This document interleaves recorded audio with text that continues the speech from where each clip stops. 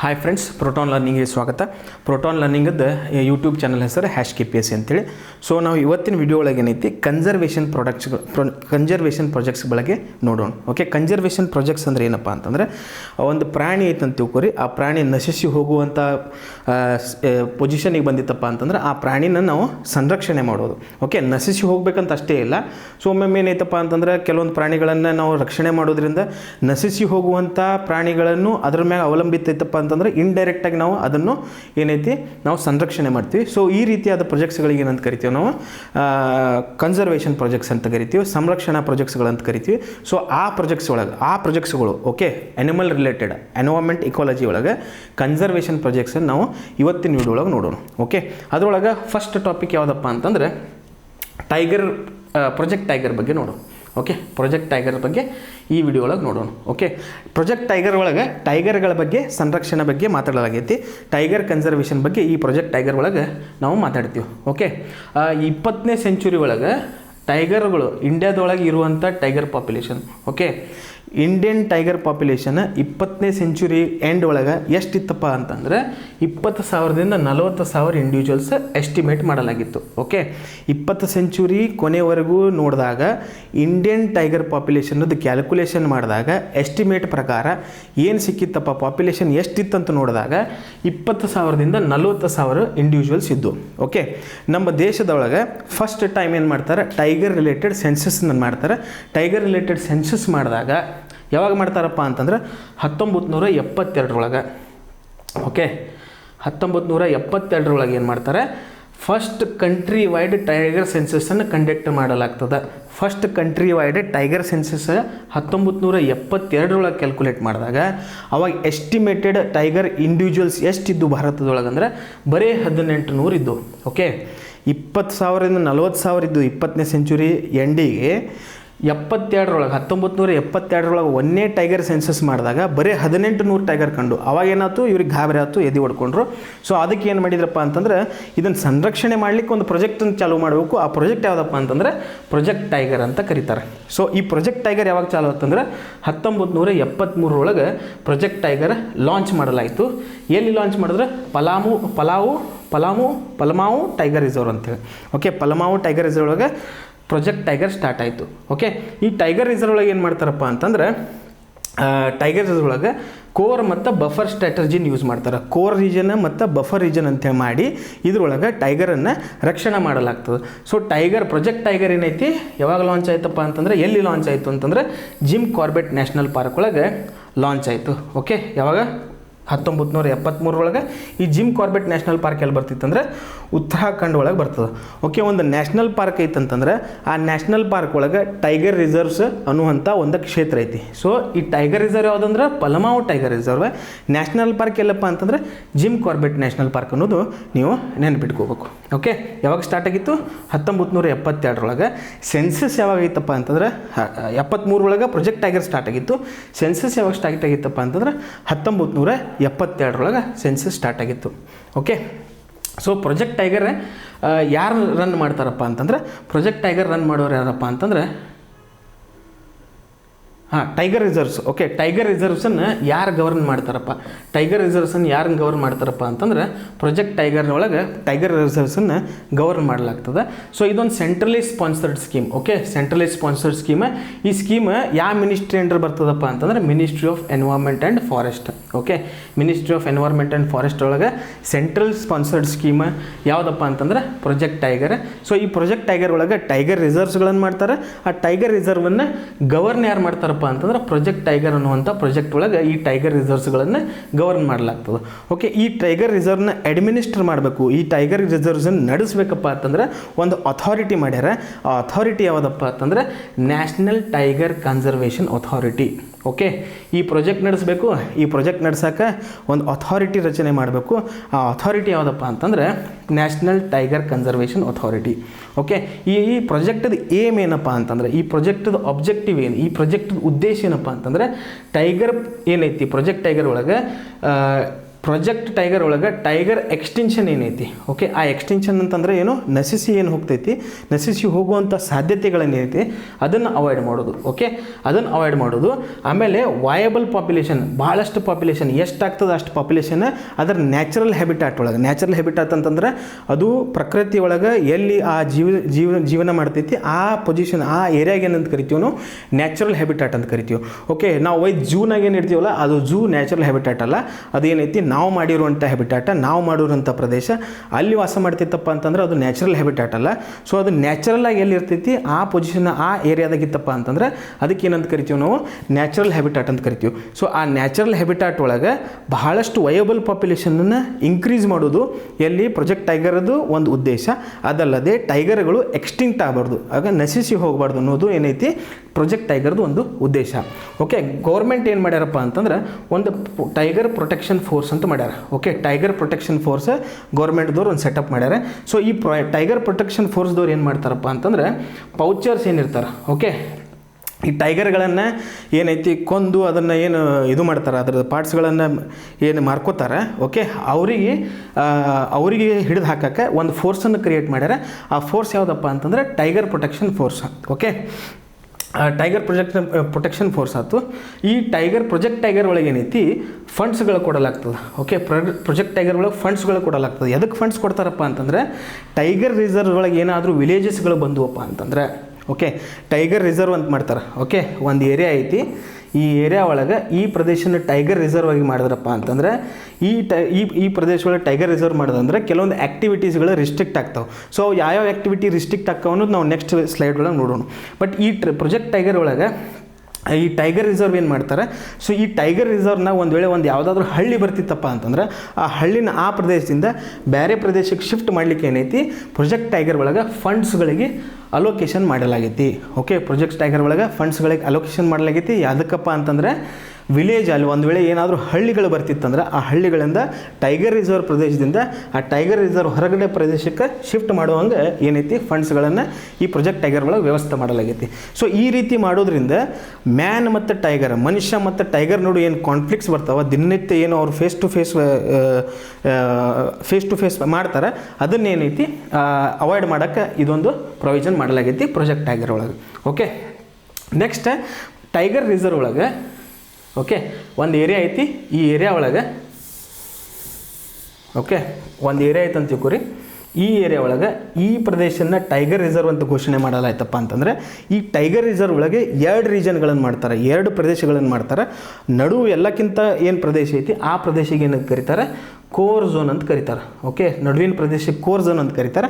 ಆ ಕೋರ್ ಝೋನಿಗೆ ಸುತ್ತುವರೆದ ಪ್ರದೇಶಕ್ಕೆ ಏನಂತ ಕರೀತಾರೆ, ಬಫರ್ ಝೋನ್ ಅಂತ ಕರೀತಾರೆ. ಓಕೆ, ಕೋರ್ ಝೋನ ಅಲ್ಲಿ ಎಲ್ಲಿ ಟೈಗರ್ ಜಾಸ್ತಿ ಇರ್ತಾವೆ, ಎಲ್ಲಿ ಟೈಗರ್ಗಳನ್ನು ಅದಕ್ಕೆ ತಿನ್ನುವಂಥ ಅಂದರೆ ಟೈಗರ್ ತಿನ್ನುವಂಥ ಪ್ರಾಣಿಗಳು ಜಾಸ್ತಿ ಇರ್ತಾವೆ, ಆ ರೀಜನಿಗೆ ಏನಂತ ಕರೀತಾರೆ, ಕೋರ್ ಝೋನ್ ಅಂತ ಕರೀತಾರೆ. ಸೊ ಅದ್ರ ಸುತ್ತಮುತ್ತ ಪ್ರದೇಶ ಏನಿರ್ತೈತಿ, ಅದರ ಆಸ್ಪಾಸ್ ಪ್ರದೇಶ ಏನಿರ್ತೈತಿ ಅದಕ್ಕೆ ಬಫರ್ ಝೋನ್ ಅಂತ ಮಾಡ್ತಾರೆ. ಸೊ ಕೋರ್ ಝೋನ್ ಒಳಗೆ ಒಂದು ಏರಿಯಾ ಟೈಗರ್ ರಿಸರ್ವ್ ಡಿಕ್ಲೇರ್ ಮಾಡಿಂದ ಕೋರ್ ಝೋನ್ ಒಳಗೆ ಏನೇನು ಆ್ಯಕ್ಟಿವಿಟೀಸ್ಗಳು ಅಲೌಡ್ ಅದ ಅನ್ನೋದು ನಾವಿಲ್ಲಿ ನೋಡ್ಕೊತ ಹೋಗೋಣ. ಆ ಕೋರ್ ಝೋನ್ ಒಳಗೆ ಕೆಲವೊಂದು ಆ್ಯಕ್ಟಿವಿಟೀಸ್ ರಿಸ್ಟ್ರಿಕ್ಟ್ ಅದಾವ, ಕೆಲವೊಂದು ಆ್ಯಕ್ಟಿವಿಟೀಸ್ ಅಲೌಡ್ ಅದಾವೆ. ಸೊ ಯಾವ ಆ್ಯಕ್ಟಿವಿಟೀಸ್ ಅಲೌಡ್ ಅದಾವ, ಯಾವ ಆ್ಯಕ್ಟಿವಿಟೀಸ್ ಇದು ರಿಸ್ಟ್ರಿಕ್ಟೆಡ್ ಅದಾವ ಅನ್ನೋದು ನಾವಿಲ್ಲಿ ನೋಡ್ಕೊತ ಹೋಗೋಣ.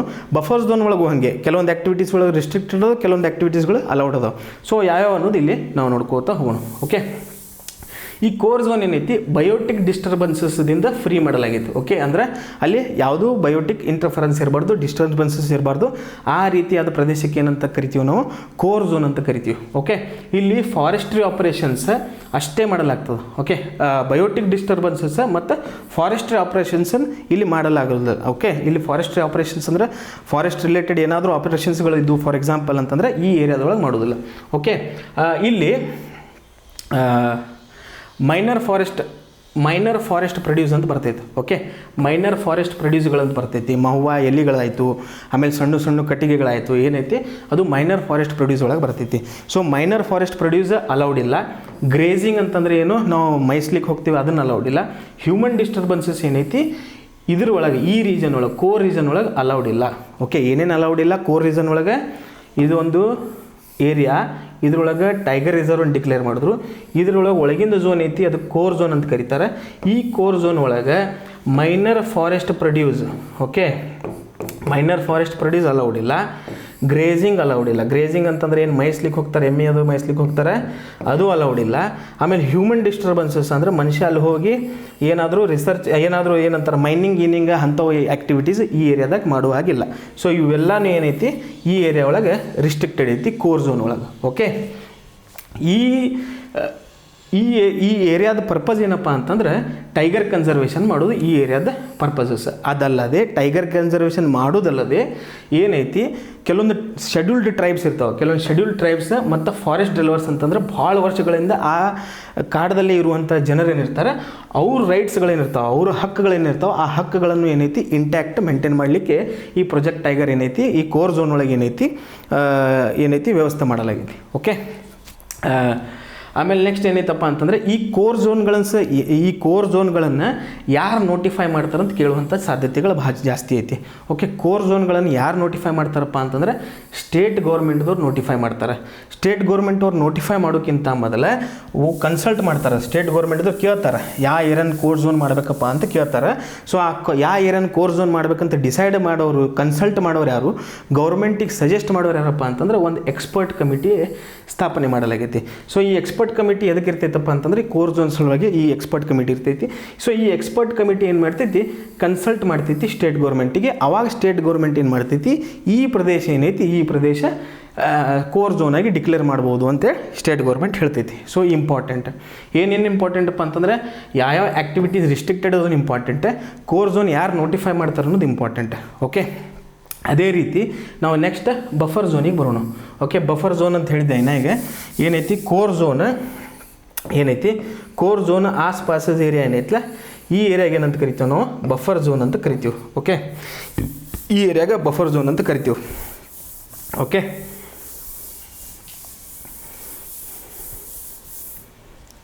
ಇಲ್ಲಿ ಏನು ಮಾಡ್ತಾರೆ, ಕ್ರಿಟಿಕಲ್ ಟೈಗರ್ ಹೆಬಿಟಾಟ್ ಏನೈತಿ, ಕ್ರಿಟಿಕಲ್ ಟೈಗರ್ ಹೆಬಿಟಾಟ್ ಇಲ್ಲ ಕೋರ್ ಏರಿಯಾ ಏನೈತಿ, ಇನ್ನು ಹೇಳಿದೆಲ್ಲ core area or core zone ಏನೈತಿ, ಕೋರ್ ಝೋನಿಗೆ ಇನ್ನೊಂದು ಹೆಸರು ಏನಪ್ಪ ಅಂತಂದ್ರೆ ಕೆಲವೊಂದು ಸತಿ ಕ್ರಿಟಿಕಲ್ ಟೈಗರ್ ಹೆಬಿಟಾಟ್ ಅಂತ ಕರೀತಾರೆ. ಸೊ ಈ ಕ್ರಿಟಿಕಲ್ ಟೈಗರ್ ಹೆಬಿಟಾಟ್ ಇಲ್ಲ ಕೋರ್ ಏರಿಯಾ ಆಸ್ಪಾಸ್ ಏರಿಯಾ ಏನು, ಪೆರಿಫರಲ್ ಏರಿಯಾ ಏನು, ಆ ಪೆರಿಫರಲ್ ಏರಿಯಾಗೆ ಏನು ಕರಿತೀವಿ ನಾವು ಬಫರ್ ಝೋನ್ ಅಂತ ಕರಿತೀವಿ.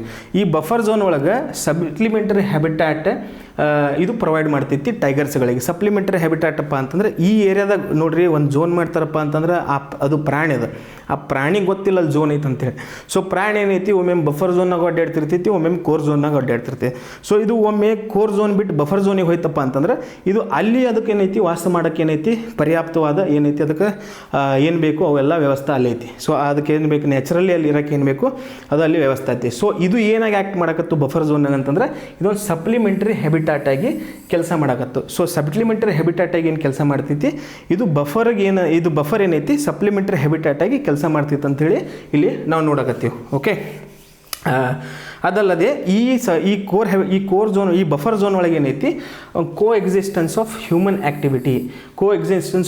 ಆ್ಯಕ್ಟಿವಿಟಿ ಅಂತಂದ್ರೆ ಹ್ಯೂಮನ್ ಮತ್ತು ಪ್ರಾಣಿಗಳು. ಓಕೆ, ಹ್ಯೂಮನ್ ಅಂದ್ರೆ ಮನುಷ್ಯ ಮತ್ತು ಪ್ರಾಣಿಗಳು ಏನೈತಿ ಒಬ್ರಿಗೊಬ್ಬರು ಕೂಡಿ ಇರುವಂಥ ಪ್ರದೇಶ ಅಂತ ನಾವಿಲ್ಲಿ ಹೇಳ್ಬೋದು. ಇಬ್ಬರು ಕೂಡಿ ಏನೈತಿ ಇಲ್ಲಿ ಕೆಲಸ ಮಾಡಲಿಕ್ಕೆ ಏನೈತಿ ಸ್ವಲ್ಪ ಇಲ್ಲಿ ಪರ್ಮಿಷನ್ಸ್ಗಳದಾವ ಬಫರ್ ಝೋನ್ ಒಳಗೆ. ಓಕೆ, ಈ ಬಫರ್ ಝೋನ್ ಅನ್ನುವಂಥ ನೋಟಿಫೈ ಯಾರು ಮಾಡ್ತಾರೆ ಒಂದು ಭಾಳ important. Okay, buffer zone limits, buffer zone such areas are determined with the concerned gram sabha. Okay, the limits of such area ಅಂದರೆ ಯಾವುದು ಬಫರ್ ಝೋನದ ಏರಿಯಾ ಲಿಮಿಟ್ಸನ್ನು. ಓಕೆ, ಬಫರ್ ಝೋನದ ಏರಿಯಾ ಲಿಮಿಟ್ಸನ್ನು ಯಾರು ಡಿಟರ್ಮೈನ್ ಮಾಡ್ತಾರೆ, ಬಫರ್ ಝೋನದ ಏರಿಯಾ ಲಿಮಿಟ್ಸನ್ನು ಯಾರು ಡಿಫೈನ್ ಮಾಡ್ತಾರಪ್ಪ ಅಂತಂದ್ರೆ ಗ್ರಾಮ ಸಭಾದವ್ರು ಡಿಫೈನ್ ಮಾಡ್ತಾರೆ. ಗ್ರಾಮ ಸಭಾ ಒಳಗೆ ಯಾರ್ಯಾರು ಬರ್ತಾರೆ ಅನ್ನೋದು ಕೆಳಗಡೆ ಕಮೆಂಟ್ ಸೆಕ್ಷನ್ನಾಗ ಕಮೆಂಟ್ ಮಾಡಿರಿ. ಗ್ರಾಮ ಸಭಾ ಅನ್ನತ್ತೀನಿ. ಓಕೆ, ಗ್ರಾಮ ಸಭಾ ಅಂದರೆ ಯಾರ್ಯಾರು ಬರ್ತಾರೆ ಅಂತೇಳಿ ಕೆಲವೊಂದು ಕ್ವಶನ್ ಕೇಳುವಂಥ ಸಾಧ್ಯತೆ ಐತೆ ಎಕ್ಸಾಮ್ನಾಗ. ಸೊ ಇಲ್ಲಿ ಅದನ್ನು ನೋಡ್ಕೋರಿ. ಸೊ ಬಫರ್ ಝೋನದ ಏರಿಯಾ ಲಿಮಿಟ್ಸನ್ನು ಯಾರು ಡಿಟರ್ಮೈನ್ ಮಾಡ್ತಾರಪ್ಪ ಅಂತಂದ್ರೆ ಗ್ರಾಮ ಸಭಾದವ್ರು ಡಿಟರ್ಮೈನ್ ಮಾಡ್ತಾರೆ. ಸೊ ಗ್ರಾಮ ಸಭಾಗೆ ಸಜೆಸ್ಟ್ ಮಾಡೋರು ಯಾರಪ್ಪ, ಗ್ರಾಮ ಸಭಾಗೂ ಸಜೆಸ್ಟ್ ಮಾಡೋರು ಬೇಕಲ್ಲ. ಗ್ರಾಮ ಸಭೆಗೆ ಹೆಂಗೆ ಗೊತ್ತಾಕೈತಿ ಈ ಏರಿಯಾ ಮಾಡಿದ್ರೆ ಚಲೋ ಆಕೈತಿ, ಈ ಏರಿಯಾ ಮಾಡಿದ್ರೆ ಕೆಟ್ಟಾಕೈತಿ ಅಂತ.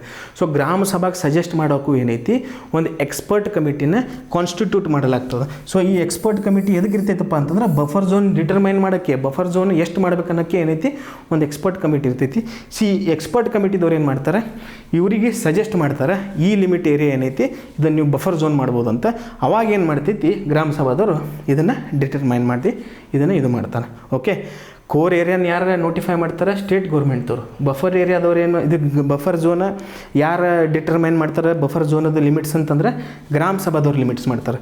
ಇವರಿಬ್ಬರಿಗೂ ಏನೈತಿ ಸಪೋರ್ಟ್ ಮಾಡಲಿಕ್ಕೆ ಒಂದು ಎಕ್ಸ್ಪರ್ಟ್ ಕಮಿಟಿ ಸ್ಥಾಪನೆ ಮಾಡ್ತಾರೆ. ಸೊ ಆ ಎಕ್ಸ್ಪರ್ಟ್ ಕಮಿಟಿ ಇವರಿಗೆ ಡಿಸಿಷನ್ ತೊಗೊಳ್ಳಿಕ್ಕೆ ಹೆಲ್ಪ್ ಮಾಡ್ತದೆ. ಇದು ಭಾಳ ಇಂಪಾರ್ಟೆಂಟ್ ನಮಗೆ. ಓಕೆ, ಈಗ ಇಷ್ಟೊತ್ತಕ ಏನು ಪ್ರೊಜೆಕ್ಟ್ ಟೈಗರ್ ನೋಡಿದ್ವಿ. ಈ ಪ್ರೊಜೆಕ್ಟ್ ಟೈಗರ್ ನಡೆಸಲಿಕ್ಕೆ ಏನೈತಿ ಒಂದು ಅಥಾರಿಟಿ ಬೇಕಂತ ಹೇಳಿದ್ದೆ ನಾನು. ಓಕೆ, ಆ ಅಥಾರಿಟಿ ಹೆಸರು ಏನಪ್ಪ ಅಂತಂದರೆ ನ್ಯಾಷನಲ್ ಟೈಗರ್ ಕನ್ಸರ್ವೇಷನ್ ಅಥಾರಿಟಿ. ಇದಕ್ಕೆ ಶಾರ್ಟ್ಕಟ್ನಾಗ NTCA ಅಂತ ಕರೀತಾರೆ. ಓಕೆ, NTCA ಅಂತ ಕರೀತಾರೆ. ಸೊ ಇದು ನ್ಯಾಷನಲ್ ಟೈಗರ್ ಕನ್ಸರ್ವೇಷನ್ ಅಥಾರಿಟಿ ಯಾವಾಗ ಎಸ್ಟಾಬ್ಲಿಷ್ ಆಯಿತು, ಯಾವಾಗ ಸ್ಥಾಪನೆ ಆಯ್ತಪ್ಪ ಅಂತಂದರೆ ಡಿಸೆಂಬರ್ 2005 ಸ್ಥಾಪನೆ ಆಯಿತು. ಸೊ ಇದು ಸ್ಥಾಪನೆ ಮಾಡಬೇಕಪ್ಪ ಅಂತಂದರೆ ಕೆಲವೊಂದು ಗ್ರೂಪ್ಗಳು ಅದನ್ನು ಸಜೆಸ್ಟ್ ಮಾಡಿದರು, ಅದನ್ನು ರೆಕಮೆಂಡ್ ಮಾಡಿದರು. ಸೊ ಟೈಗರ್ ಟಾಸ್ಕ್ ಫೋರ್ಸ್ ಅಂತ ಮಾಡಿದರು. ಓಕೆ, ಈ ಟೈಗರ್ ಟಾಸ್ಕ್ ಫೋರ್ಸ್ ಏನು ಮಾಡಿತ್ತು, ಇದು ಮಾಡಿರಿ ಅಂತ ಹೇಳಿ ರೆಕಮೆಂಡೇಶನ್ ಮಾಡಿತ್ತು. So tiger task force recommendation ಪ್ರಕಾರ ಡಿಸೆಂಬರ್ 2005 ಏನೈತಿ ನ್ಯಾಷನಲ್ ಟೈಗರ್ ಕನ್ಸರ್ವೇಷನ್ ಅಥಾರಿಟಿನ ಸ್ಥಾಪನೆ ಮಾಡಲಾಯಿತು. ಓಕೆ, ಈ ನ್ಯಾಷನಲ್ ಟೈಗರ್ ಕನ್ಸರ್ವೇಷನ್ ಅಥಾರಿಟಿ ಏನು ಮಾಡ್ತೈತಿ, ಪ್ರೊಜೆಕ್ಟ್ ಟೈಗರನ್ನು ಅಡ್ಮಿನಿಸ್ಟರ್ ಮಾಡ್ತೈತಿ, ಪ್ರೊಜೆಕ್ಟ್ ಟೈಗರನ್ನು ನೋಡ್ಕೋತೈತಿ. Okay, administration of the tiger reserves ಏನೈತಿ will be accordings to the guidelines of the NTCA. So NTCAದವರು ಕೆಲವೊಂದು ಗೈಡ್ಲೈನ್ಸ್ಗಳನ್ನು ಮಾಡ್ಯಾರ. ಸೊ ಆ ಗೈಡ್ಲೈನ್ಸ್ ಪ್ರಕಾರ ಯಾವ ರೀತಿಯಾಗಿ ಟೈಗರ್ ರಿಸರ್ವ್ಸನ್ನು ಅಡ್ಮಿನಿಸ್ಟ್ರೇಷನ್ ಮಾಡಬೇಕನ್ನೋದು ಇಲ್ಲಿ ನಾವು ಯಾವ ರೀತಿಯಾಗಿ ಅಡ್ಮಿನಿಸ್ಟ್ರೇಷನ್ ಮಾಡ್ಬೇಕಂತೇಳಿ NTCAದವ್ರು ಗೈಡ್ಲೈನ್ಸ್ ತೆಗಿತಾರೆ. ಅದರ ಪ್ರಕಾರ ಏನೈತಿ ಟೈಗರ್ ರಿಸರ್ವ್ಸನ್ನು ಅಡ್ಮಿನಿಸ್ಟರ್ ಮಾಡಲಾಗ್ತದೆ, ಟೈಗರ್ ರಿಸರ್ವ್ಸನ್ನು ನೋಡ್ಕೊಳ್ಳಲಾಗ್ತದೆ. ಟೈಗರ್ ರಿಸರ್ವ್ಸ್ ಒಳಗೆ ಏನೈತಿ ಆ ರೀತಿಯಾಗಿ ಅದ್ರ ಕಾರ್ಯಗಳನ್ನು ಡಿಸೈಡ್ ಮಾಡೋದು NTCA ಗೈಡ್ಲೈನ್ಸ್ಗಳು. ಓಕೆ, NTCA ಕೆಲಸ ಏನಾಯಿತು, ಗೈಡ್ಲೈನ್ಸ್ ಮಾಡ್ತೈತಿ. ಗೈಡ್ಲೈನ್ಸ್ ಅದ್ರ ಪ್ರಕಾರ ಟೈಗರ್ ರಿಸರ್ವ್ಸನ್ನು ಗವರ್ನ್ ಮಾಡ್ತಾರೆ, ಪ್ರೊಜೆಕ್ಟ್ ಟೈಗರ್ ನೋಡ್ತೈತಿ. NTCA ರೆಕಮೆಂಡ್ ಮಾಡಿದವರು ಟೈಗರ್ ಟಾಸ್ಕ್ ಫೋರ್ಸ್ ಅಂತಿತ್ತು. 2005 ಡಿಸೆಂಬರ್ ಒಳಗೆ ಎಸ್ಟಾಬ್ಲಿಷ್ ಆಯಿತು. ಸೊ ಇದ್ರ ಬಗ್ಗೆ ಬ್ರೀಫಾಗಿ ನಾವು ರಿಕ್ಯಾಪ್ ಮಾಡ್ತೀವಿ. Okay, tiger reserve administer by the field directors as mandated by the NTCA. ಪ್ರತಿಯೊಂದು ಟೈಗರ್ ರಿಸರ್ವ್ ಐತೆ ಅಂತ ತಿಳ್ಕೊರಿ. ಸೊ ಆ ಟೈಗರ್ ರಿಸರ್ವ್ನ ಅಡ್ಮಿನಿಸ್ಟರ್ ಮಾಡೋಕ್ಕೆ ಒಬ್ಬರು ಫೀಲ್ಡ್ ಡೈರೆಕ್ಟರ್ ಅಂತ ಮಾಡ್ತಾರೆ. ಓಕೆ, ಈ ಫೀಲ್ಡ್ ಡೈರೆಕ್ಟರ್ ಏನು ಮಾಡ್ತಾರೆ, ಈ ಫೀಲ್ಡ್ ಡೈರೆಕ್ಟರ್ ಟೈಗರ್ ರಿಸರ್ವ್ಸನ್ನು ಅಡ್ಮಿನಿಸ್ಟರ್ ಮಾಡ್ತಾರೆ. ಸೊ ಈ ಫೀಲ್ಡ್ ಡೈರೆಕ್ಟರ್ ಮಾಡಿರಿ ಅಂತ ಹೇಳಿದವ್ರು ಯಾರಪ್ಪ ಅಂತಂದರೆ NTCAದವರು ಹೇಳಿದಂಗೆ NTCAದವ್ರ ಮ್ಯಾಂಡೇಟ್ ಪ್ರಕಾರ ಈ ಫೀಲ್ಡ್ ಡೈರೆಕ್ಟರ್ಸ್ ಟೈಗರ್ ರಿಸರ್ವ್ಸನ್ನು ಅಡ್ಮಿನಿಸ್ಟ್ರೇಷನ್ ಮಾಡ್ತಾರೆ. So no alteration in the boundary of the tiger reserve. Okay, tiger ರಿಸರ್ವ್ದ ಬೌಂಡ್ರಿ ಅಲ್ಟ್ರೇಷನ್ ಮಾಡ್ಬೇಕಂತಂದ್ರೆ shall be made except on the recommendation of the NTCA and the approval of the okay. No alteration ಅಂದರೆ ಒಂದು tiger reserve ಬೌಂಡ್ರಿನ ನಾವು adulteration ಮಾಡಬೇಕಪ್ಪ ಅಂತಂತಂದರೆ ಅದರ recommendation ಯಾರು ಮಾಡಿರಬೇಕು, NTCAದವ್ರು ರೆಕಮೆಂಡ್ ಮಾಡಬೇಕು. ಓಕೆ, ನಾವು ಟೈಗರ್ ರಿಸರ್ವ್ ಐತಿ, ಆ ಟೈಗರ್ ರಿಸರ್ವದ ಬೌಂಡ್ರಿನ ಅಲ್ಟರ್ ಮಾಡಬೇಕಪ್ಪ ಅಂತಂದರೆ NTCAದವರು ರೆಕಮೆಂಡ್ ಮಾಡಬೇಕು. ಆಮೇಲೆ national board of wildlife ಅಂತ ಐತಿ, ಇವ್ರು ನ್ಯಾಷನಲ್ ಬೋರ್ಡ್ ಆಫ್ ವೈಲ್ಡ್ ಲೈಫ್ದವ್ರು ಅಪ್ರೂವ್ ಮಾಡಬೇಕು. ಓಕೆ, ಒಂದು ಜಗನ್ ನಾವು ಟೈಗರ್ ರಿಸರ್ವ್ಮೆಂಟ್ ಡಿಕ್ಲೇರ್ ಮಾಡಿದೀವಪ್ಪ ಅಂತಂದರೆ ಯಾರು ಡಿಕ್ಲೇರ್ ಮಾಡಿರ್ತಾರೆ ಅವ್ರಿಗೆ ಏನೈತಿ ಅದರ ಏರಿಯಾದೊಳಗೆ ಅಲ್ಟ್ರೇಷನ್ ಮಾಡ್ಲಿಕ್ಕೆ ಬರೋದಿಲ್ಲ. ಸೊ ಆ ಏರಿಯಾ ಅಲ್ಟ್ರೇಷನ್ ಮಾಡಬೇಕಪ್ಪ ಅಂತಂದರೆ NTCAದವ್ರು ರೆಕಮೆಂಡೇಷನ್ ಕೊಡಬೇಕು. ಆ NTCAದವ್ರು ಏನು ರೆಕಮೆಂಡೇಷನ್ ಕೊಡ್ತಾರೆ ಅದನ್ನೇನೈತಿ national board for wildlife ಏನೈತಿ ಅಪ್ರೂವ್ ಮಾಡಬೇಕು. ಅವಾಗೇ ಏನೈತಿ ಟೈಗರ್ ರಿಸರ್ವದ್ದು ಏರಿಯಾ ಏನೈತಿ ಬೌಂಡ್ರಿ ಏನೈತಿ ಅದನ್ನು ಅಲ್ಟ್ರೇಷನ್ ಮಾಡಬಹುದು. Okay, no state government shall denotify tiger reserve. Okay, ಒಂದು ಸ್ಟೇಟ್ ಗೌರ್ಮೆಂಟ್ ಐತೆ ತಿಳ್ಕೊರಿ, ನಮ್ಮ ಕರ್ನಾಟಕದಾಗ ಕಾಳಿ ಟೈಗರ್ ರಿಸರ್ವ್ ಐತಂತೇಳಿ ಎಕ್ಸಾಂಪಲ್ ತೊಗೋರಿ. ನಮ್ಮ ಕರ್ನಾಟಕ ಗೌರ್ಮೆಂಟ್ ಒಮ್ಮೆ ಏನು ಟೈಗರ್ ರಿಸರ್ವ್ ಒಂದು ಡಿಕ್ಲೇರ್ ಆಕೈತೆ ಕಾಳಿ, ಅದು ಏನೈತಿ ನಮ್ಮ ಕರ್ನಾಟಕ ಸರ್ಕಾರ ಇದು ಟೈಗರ್ ರಿಸರ್ವ್ ಇಲ್ಲ ಇನ್ನು ಮುಂದೆ ಕ್ಯಾನ್ಸಲ್ ಅಂಥೇಳಿ ನಮ್ಮ ಸ್ಟೇಟ್ ಗೌರ್ಮೆಂಟ್ ಮಾಡಲಿಕ್ಕಾಗಲ್ಲ. ಡಿನೋಟಿಫೈ ಮಾಡಲಿಕ್ಕೆ ಸ್ಟೇಟ್ ಗೌರ್ಮೆಂಟಿಗೆ ಪವರ್ ಇಲ್ಲ. ಓಕೆ, ಡಿನೋಟಿಫೈ ಮಾಡಬೇಕಾಗಿತ್ತಪ್ಪ ಅಂತಂದರೆ ಪಬ್ಲಿಕ್ ಇಂಟ್ರೆಸ್ಟ್ನಾಗ, ಓಕೆ, ಪಬ್ಲಿಕ್ ಇಂಟ್ರೆಸ್ಟ್ನಾಗ ಒಂದು ಏರಿಯಾನ ಒಂದು ಟೈಗರ್ ರಿಸರ್ವನ್ನ ಡಿನೋಟಿಫೈ ಮಾಡಬೇಕಪ್ಪ ಅಂತಂದರೆ NTCAದವ್ರು ಮತ್ತೆ ರೆಕಮೆಂಡ್ ಮಾಡಬೇಕು. ಓಕೆ, NTCAದವ್ರದ್ದು ಅಪ್ರೂವಲ್ ಆಗಬೇಕು. ಆಮೇಲೆ ಏನೈತಿ ನ್ಯಾಷನಲ್ ಬೋರ್ಡ್ ಆಫ್ ವೈಲ್ಡ್ ಲೈಫ್ದವ್ರದ್ದು ಅಪ್ರೂವಲ್ ಆಗಬೇಕು. ಓಕೆ, ಒಂದು ಏರಿಯಾನ ಒಂದು ಟೈಗರ್ ರಿಸರ್ವನ್ನು ನಾವು ಡಿನೋಟಿಫೈ ಮಾಡಬೇಕಪ್ಪ ಅಂತಂದರೆ ಸ್ಟೇಟ್ ಗೌರ್ಮೆಂಟಿಗೆ ಮಾಡೋಕ್ಕಾಗಲ್ಲ. ಸೊ ಏನು ಮಾಡಬೇಕು, ಒಂದು ವೇಳೆ ಪಬ್ಲಿಕ್ ಇಂಟ್ರೆಸ್ಟ್, ಲಾರ್ಜರ್ ಪಬ್ಲಿಕ್ ಇಂಟ್ರೆಸ್ಟ್ನಾಗ ಒಂದು ಏರಿಯಾನ ನಾವು ಡಿನೋಟಿಫೈ ಮಾಡಬೇಕು ಟೈಗರ್ ರಿಸರ್ವ್ ಇಂದಪ್ಪ ಅಂತಂದರೆ NTCAದವ್ರ ಅಪ್ರೂವಲ್ ಬೇಕು, ಆಮೇಲೆ ನ್ಯಾಷನಲ್ ಬೋರ್ಡ್ ಆಫ್ ವೈಲ್ಡ್ ಲೈಫ್ದವ್ರದ್ದು ಅಪ್ರೂವಲ್ ಬೇಕು. ಸೊ ಇಲ್ಲಿ ಮಟ್ಟ ಏನೈತಿ ನಾವು ನ್ಯಾಷನಲ್ ಟೈಗರ್ ಕನ್ಸರ್ವೇಷನ್ ಅಥಾರಿಟಿ ಬಗ್ಗೆ ನೋಡಿದೆವು. ನೆಕ್ಸ್ಟ್ ಕ್ಲಾಸ್ ಒಳಗೆ ಏನೈತಿ ಸೆಂಟ್ಸ್ ಪೀಟರ್ಸ್ ಬಗ್ಗೆ ಡಿಸ್ಕ್ಲರೇಷನ್ ಆನ್ ಟೈಗರ್ ಕನ್ಸರ್ವೇಷನ್ ಬಗ್ಗೆ ನೋಡೋಣ. ಆಮೇಲೆ T2X ಅಂತ ಐತಿ, TX2 ಅಂತ ಐತಿ, ಅದ್ರ ಬಗ್ಗೆನೂ ನಾವು ನೆಕ್ಸ್ಟ್ ಕ್ಲಾಸ್ನ ನೋಡೋಣ. Thank you very much. So ಇವತ್ತಿನ ಕ್ಲಾಸ್ನಾಗ ನಾವು ಏನೈತಿ ಟೈಗರ್ ಪ್ರಾಜೆಕ್ಟ್ಸ್ ಬಗ್ಗೆ ನೋಡಿದ್ವಿ. ಕನ್ಸರ್ವೇಷನ್ ಪ್ರಾಜೆಕ್ಟ್ಸ್ ಬಗ್ಗೆ ಏನೈತಿ ನಾವು ಒಂದು ಸೀರೀಸ್ ರನ್ ಮಾಡೋಣ. ಸೊ ಅದರೊಳಗೆ ಇವತ್ತಿನದ್ರೊಳಗೆ ನಾವು ಟೈಗರ್ ಕನ್ಸರ್ವೇಷನ್ ಬಗ್ಗೆ ನೋಡಿದೆವು. ಮುಂದಿನ ಕ್ಲಾಸಸ್ ಒಳಗೆ ಟೈಗರ್ ಕನ್ಸರ್ವೇಷನ್ ಬಗ್ಗೆ ಇನ್ನೊಂದು ಸ್ವಲ್ಪ ಪಾರ್ಟ್ ಐತಿ, ಅದನ್ನು ನೋಡ್ಕೊಳ್ಳೋಣ. ಅದಾಗಿಂದ ಮುಂದೆ ಪ್ರಾಜೆಕ್ಟ್ ಎಲಿಫೆಂಟಿಗೆ ಹೋಗೋಣ, ಮುಂದೆ ಪ್ರಾಜೆಕ್ಟ್ ರೈನೋ, ಇದೇ ರೀತಿ ಪ್ರಾಜೆಕ್ಟ್ಸ್ಗಳು ಬರ್ತಾವೆ. ಅಷ್ಟು ಪ್ರಾಜೆಕ್ಟ್ಸ್ಗಳನ್ನು ನಾವು ಕಂಪ್ಲೀಟ್ ಮಾಡೋಣ ಈ ಸೀರೀಸ್ ಒಳಗೆ. Thank you very much.